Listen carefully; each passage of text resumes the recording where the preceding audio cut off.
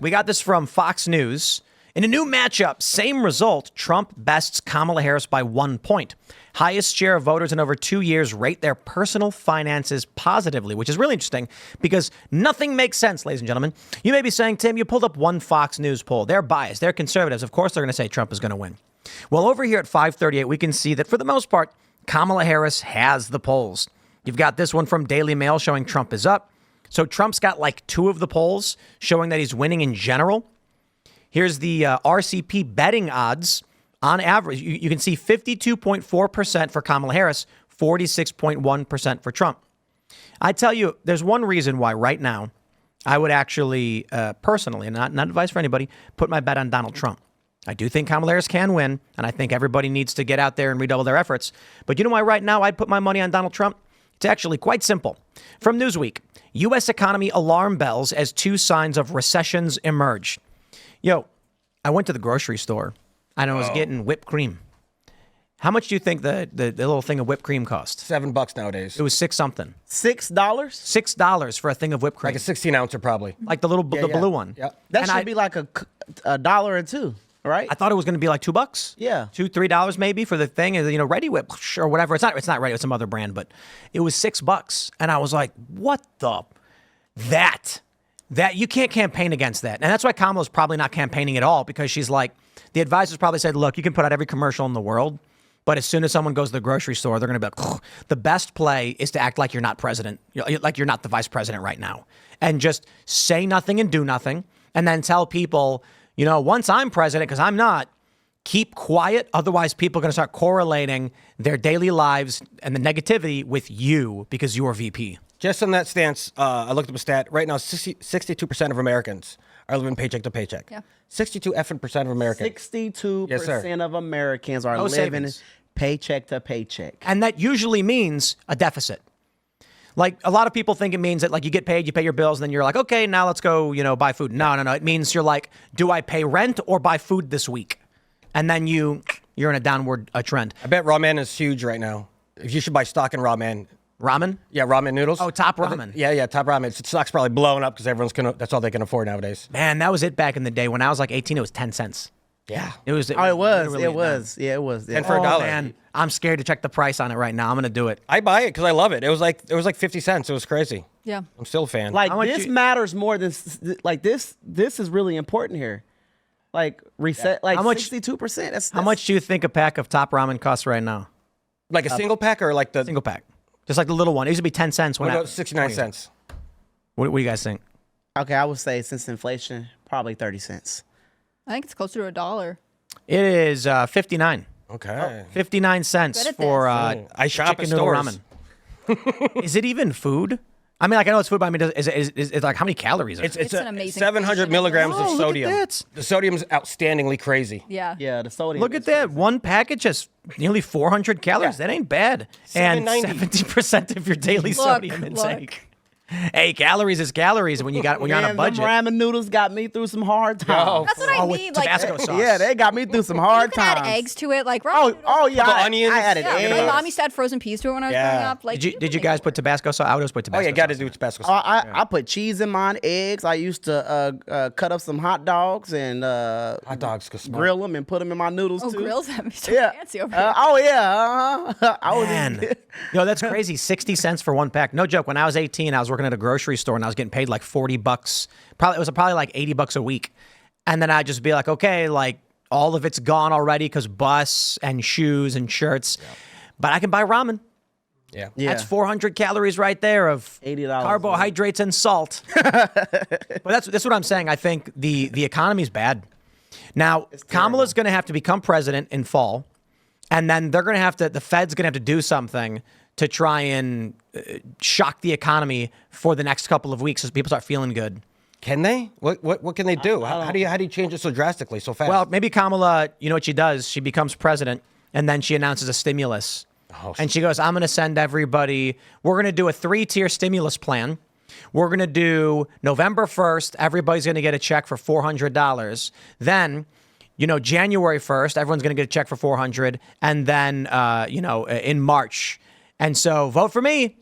She's gonna be like, well, if I win, I'm gonna send y'all a check November 1st, election is what, November 5th? And if I win on November 6th, that's if I win on the 5th, guys, I'm going to send everybody double. I'm going to send everybody double of what I sent you. Like, yeah.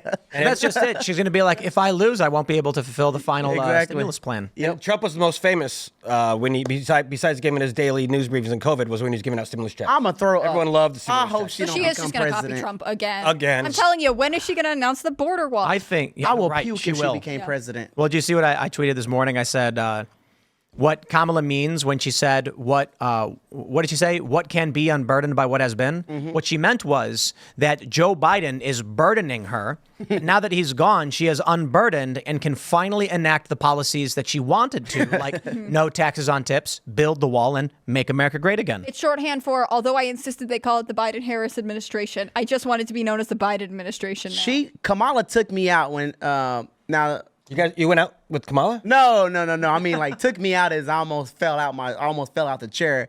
When that interviewer had asked her, he said, "So Kamala, have you been to the border?"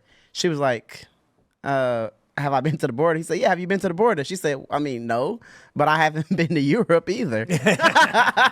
Like, what? Yeah. Guys. She's bad. She's really bad at interviewing. She did this one interview in late June. This is the last major one she did. And they had to have like a pro-abortion advocate there for most of it. It's like she cannot be left alone to talk to the media. I seriously, I think a lot of this stuff's not going to matter. We got this from New York Post.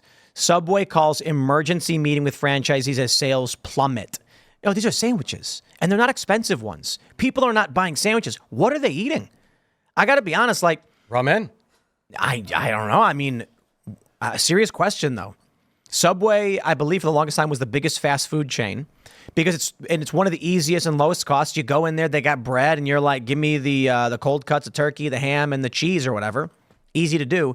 People aren't buying sandwiches. What are they buying? I think a lot of people are avoiding eating out. And to be fair, Subway had some other issues with their spokesman and his arrest and jail. Like, there is some bad press that I don't think they have exactly navigated away from. I don't think that has anything to do with why people aren't buying sandwiches. Like, I think it's Subway specific because you'd have to compare it to like Jimmy John's and Jersey Mike's and stuff like that. Yeah, like, Jersey Mike's taking over for reals. It's getting a lot bigger. oh, they're getting bigger? Yeah. Really? Dude, I never seen them on the East Coast. I live in California for a while. Now I came to the East Coast not too long ago. And now they made their way here, and now they're blowing East up Coast has every deli small culture, town. though. That's the thing. Like, there are lots of like normal delis that like Jersey Mike's is basically emulating because it's like supposed to be New Jersey. But yeah, no, I mean, I think the fact that they are having You guys don't think this is economy related? I think so. I think it's think so. in part, but Subway as a brand in particular has had other obstacles. But did you see that report about Home Maybe Depot? a little bit, Tim. Home Depot was talking about the fact that like they are in this weird place where they're waiting to see what consumers do because there are a lot of consumers. Because with Home Depot, you could like pay to have cabinets for your new kitchen or whatever else, and a lot of people are having trouble getting loans for these types of projects, or they're saying like we don't really know where the economy's going, so we can't spend money right now on this. And especially during COVID, a lot of people. Yeah, a lot of people, because they were home, started investing in their own houses, right? You're there the whole time. You're like, I really hate these walls. I got to paint them. Our kids are making us crazy. Let's finish our basement so they have somewhere to hang out or whatever it is. And you're seeing a downturn in that right now, and it's making Home Depot nervous. Dude, I got to be honest. 3 or 4 years ago, we're looking at properties in the area because, first of all, we bought, we were in the Maryland studio, which we called the Castle, and now we're at Freedomistan. So we're looking at land to buy, and we got a great deal. We were looking at all these different properties, and I was like, this property seems to make sense.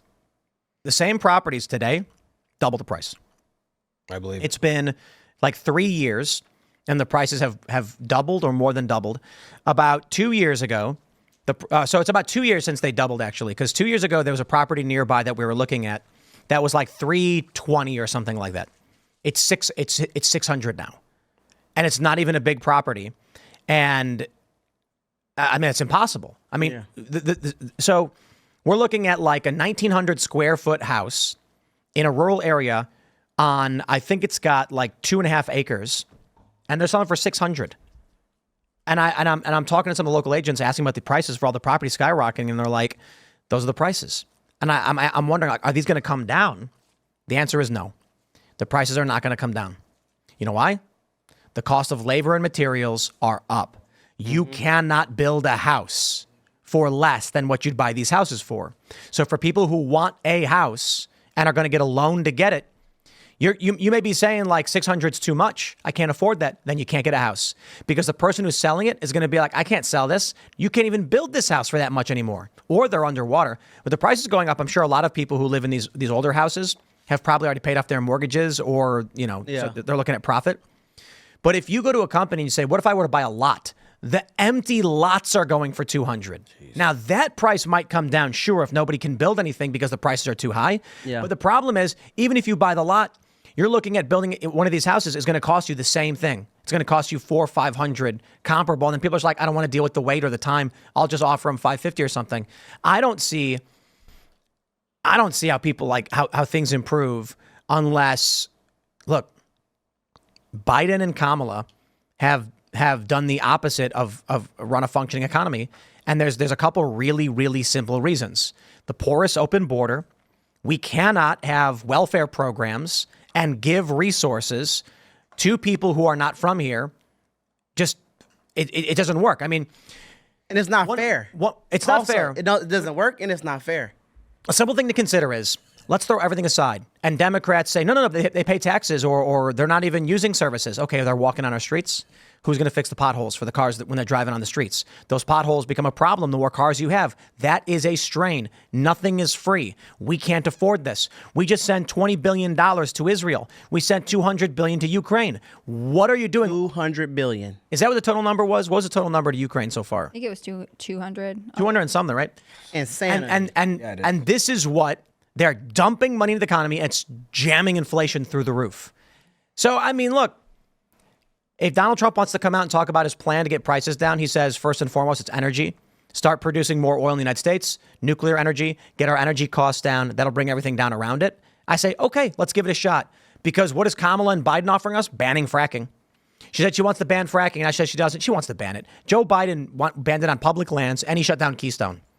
So you vote for this, and we're going to get the same. The next 4 years, people are going to be struggling, living paycheck to paycheck. It's just going to get worse. If we keep doing the policies of what they're doing now and everything's getting the worse the way it is, expensive gas, geez, everything from soup, everything in the world is just getting more. I go to the store all the time because I shop. I'm a human being, and you just notice. Can confirm that live on air. I can. You notice like from 2020, it's just 10 cents here, 20 cents there, 10 cents here.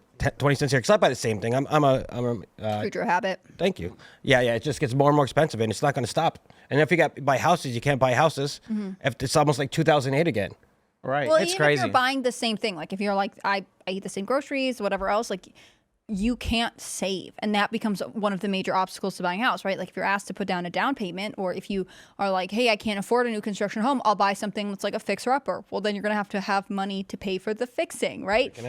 There was some report out that was saying interest rates are at their lowest rate that they have been in a while, which is still extremely high. Yeah, and I mean, it really, all of this changes the way that people live their lives and behave. I knew so many people who were like, I had a friend who bought her house like 1 month into the pandemic, and it was just coincidental timing. And she's like, I'm never leaving this house. Like my interest rate is so low that it would be almost economically devastating to try and move away. Thanks for watching this clip from Timcast IRL. Make sure to check out the live show Monday through Friday at 8 p.m. on this channel. Subscribe, and we'll see you all there.